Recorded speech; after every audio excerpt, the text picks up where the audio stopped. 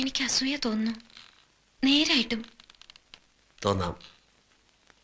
അറിഞ്ഞവർക്കും കേട്ടവർക്കും എല്ലാം അസൂയായിരുന്നു, ദൈവത്തിന് പോലും.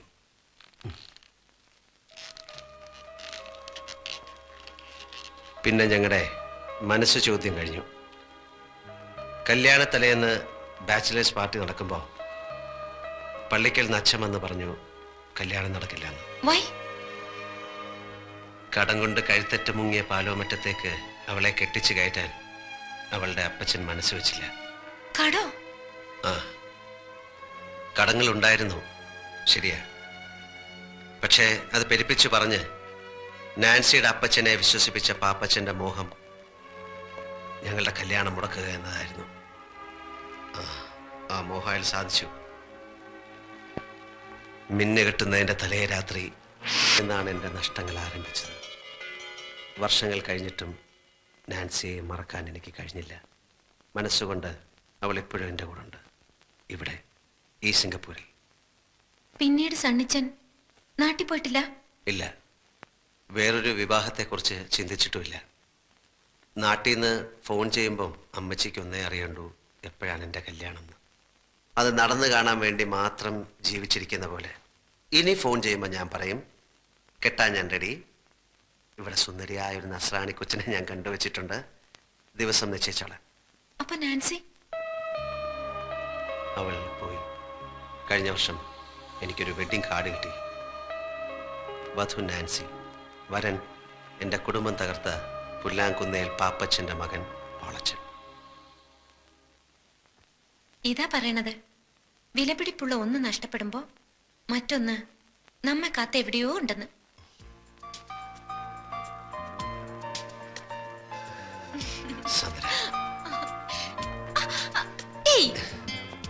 ഇപ്പൊ എന്റെ അപ്പനും അമ്മച്ചും കണ്ടോണ്ട് വരണ ഈ രംഗം കണ്ടോണ്ട് വന്നാൽ എന്താ? എന്റെ ഈശോ, കമ്പ്യൂട്ടർ സയൻസ് പഠിക്കാൻ ഹോസ്റ്റലിൽ നിർത്തിയിട്ട് പോയ സ്വന്തം മകൾ സുന്ദരനോയെ ഒരു ചെറുപ്പക്കാരനോടൊത്ത് രാത്രിയിൽ ഇങ്ങനെ ഇങ്ങനെ അല്ലേ?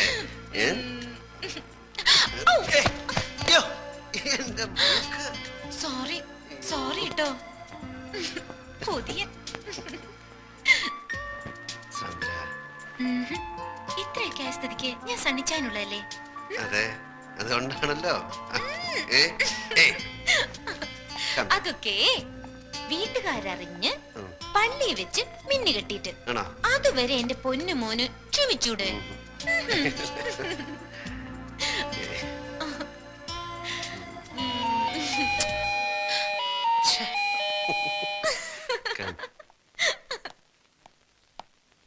Stay here.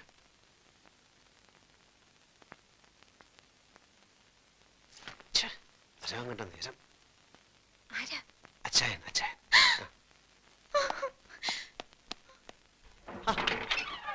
അച്ചായൻ എന്താ ഈ നേരത്തെ? എടാ സണ്ണിക്കുഞ്ഞെ, ഇന്ന് ഞങ്ങളുടെ 15th വെഡിങ് ആനിവേഴ്സറി എന്ന് എനിക്ക് അറിഞ്ഞുകൂടെ? സോറി, ഹാപ്പി സന്തോഷപ്രദമായ നീണ്ട 15 വർഷത്തെ ദാമ്പത്യ ജീവിതത്തിന്റെ ഒരാഘോഷം. പിള്ളേരെല്ലാം ഡ്രൈവർ നായരെ ഏൽപ്പിച്ചിട്ട് ഞങ്ങളൊന്ന് കറങ്ങാൻ ഇറങ്ങിയതാ. പാതിരാത്രിയിലോ? ഈ ഹണിമൂണിന് പാതിരാവുന്നോ പരാവെളുപ്പൊന്നോ ഉണ്ടോ? കടപ്പുറത്തിരുന്നപ്പോ എനിക്കൊരു ഐഡിയ. ഇന്നത്തെ രാത്രി സ്ഥിരം കിടപ്പുമുറി വിട്ട് മറ്റെവിടെയെങ്കിലും ഉറങ്ങാമെന്ന്, ജസ്റ്റ് ഫോർ എ ചേഞ്ച്. അപ്പോഴാ എനിക്ക് നിന്റെ വീടിനെ പറ്റി ഓർമ്മ വന്നത്. അതല്ല, നിനക്ക് വല്ല ബുദ്ധിമുട്ടുണ്ടോ? എനിക്കൊന്നുമില്ല. പിന്നെ ഞങ്ങളുടെ ഈ ത്രില്ലും മൂടും ഒക്കെ കണ്ട് നിനക്ക് ഒരു പെണ്ണ് കെട്ടണമെന്ന് തോന്നുകയാണെങ്കിൽ ഒറ്റ വെടി 2 പക്ഷി. നീ വന്നേ, നീ വന്നേന്ന് ഒരു പെഗ്ഗെട്. ചേച്ചി ഒരു പെഗ്ഗെട്. നീ വാ, ഒരു പെഗ്ഗെടുക്കാൻ. അല്ല ചേച്ചി. ആഹാ, അപ്പോ നിനക്ക് ഞങ്ങളുടെ വെഡിങ് ആനിവേഴ്സറി ഒന്നും ഓർക്കാനില്ല. അത്യാവശ്യമായിട്ട് എനിക്ക് ഒരു ജോലി വിസ്കി ഉണ്ട്.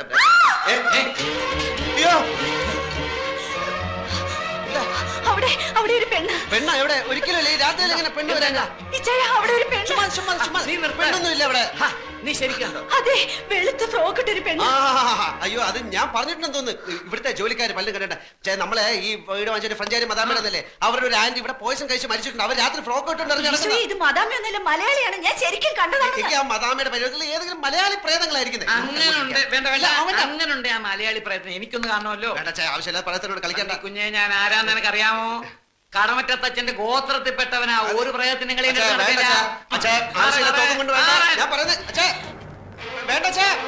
സണ്ണി ഇങ്ങോട്ട് പോകണ്ട.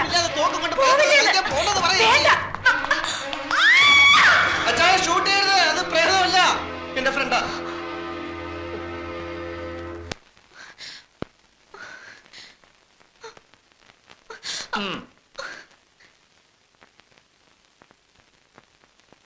ചേച്ചി ചേച്ചി തെറ്റിദ്ധരിക്കരുത്, ഞാൻ പറയുന്നേക്ക്. സത്യമായിട്ടും ഇത് ഞാൻ കെട്ടാൻ പോകുന്ന പെണ്ണാ. അച്ഛാ ശബ്ദിക്കരുത്. ഞാൻ ഈ പ്രയത്നോടും സംസാരിക്കട്ടെ. എന്താ നിന്റെ പേര്? സാന്ദ്ര. സാന്ദ്ര വാളുകാരൻ. നിന്റെ അപ്പന്റെ പേരെന്താ? ജോൺ വാളുകാരൻ. അയക്ക് സിംഗപ്പൂരിൽ എന്താ ജോലി? ബാങ്കില്. എന്താ ജോലി? ബാങ്കിൽ വർക്ക് ചെയ്യുന്നു. നിന്നെ ഇവൻ കെട്ടുമെന്നുള്ള ഉറപ്പാണോ? അതെ. ഉറപ്പാണോ?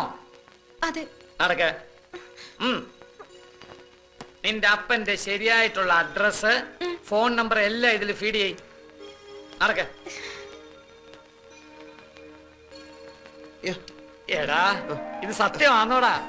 അതോ ഞങ്ങളെ ബോധിപ്പിക്കാൻ വേണ്ടി നീ ചുമ്മാ കള്ളം പറഞ്ഞാണോ? സത്യം. എന്റെ മരിച്ചുപോയ ചാച്ചനാണ് സത്യം. എടാ, ഞാൻ അമ്മച്ചിയെ വിളിച്ച് പറയാം.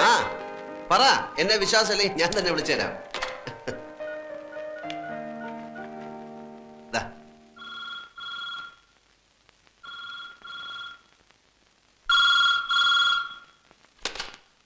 ഹലോ. അതെ, കൊടുക്കാം. അമ്മച്ചി, എന്താ സാറേ ഈ രാത്രിയിലെ? സിംഗപ്പൂരിൽ നിന്നാ, കുരുവിള സാർ. ഹലോ. പിന്നെ ഞാനും സണ്ണിച്ചനും ഗീതയും കൂടി ഒരു പെണ്ണ് കാണാൻ പോയി. പെണ്ണ് കണ്ടു, ഇഷ്ടപ്പെട്ടു. പെണ്ണിന്റെ നാടും വീടും ഒക്കെ എവിടെയാ? നാട്ടിലെവിടെയാണ് നിന്റെ വീട്? തൃശ്ശൂരാ. പെങ്കൊച്ചിന് ജോലിയുണ്ടോ, പഠിക്കുന്നോ? ഏയ് ഇല്ല, പഠിക്കുക. എന്തോന്നാ പഠിക്കുന്നത്? കമ്പ്യൂട്ടർ സയൻസിന് പഠിക്കുക. അമ്മച്ചിയും പെങ്ങന്മാരും അളിയന്മാരും കൂടെ വികാരിയച്ഛനെ കണ്ടിട്ട് ഒരു ദിവസം അങ്ങ് നിശ്ചയിച്ചോ? ശരി. എടാ പൈലി, സണ്ണിച്ചനും കുരുവിളയും കൂടെ അവിടെ ഒരു പെണ്ണിനെ കണ്ട് എല്ലാം ഉറപ്പിച്ചെന്ന്. അവനത് പറയാൻ നാണായതുകൊണ്ടാന്ന് തോന്നുന്നു കുരുവിളെ കൊണ്ട് വിളിപ്പിച്ചത്. പിന്നെ കുട്ടികളെയൊക്കെ ഒന്ന് വിളിച്ചു പറഞ്ഞാലോ? ഈ പാതിരാത്രിക്കോ അമ്മച്ചി? നേരെ ഒന്ന് വെളുത്തോട്ടെ. എനിക്കിനി കിടന്ന ഉറക്കം വരത്തില്ല. എനിക്കിനി കുറച്ചു ദിവസത്തേക്ക് ഉറക്കമേ വരത്തില്ല. സണ്ണിച്ചന്റെ കല്യാണമല്ലേ.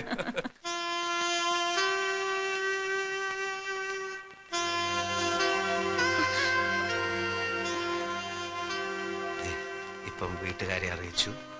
2-3 ദിവസത്തിനുള്ളിൽ തീയതി നിശ്ചയിക്കും.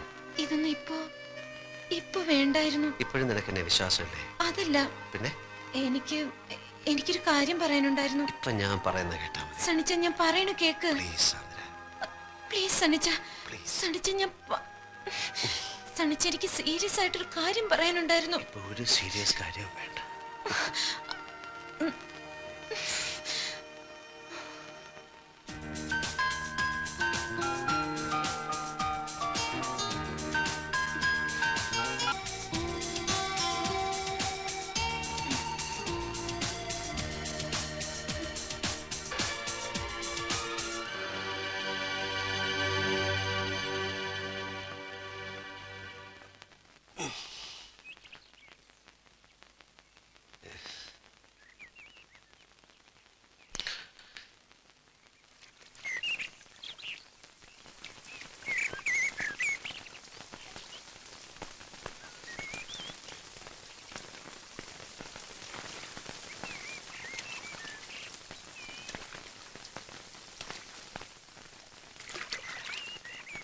സാന്ദ്ര,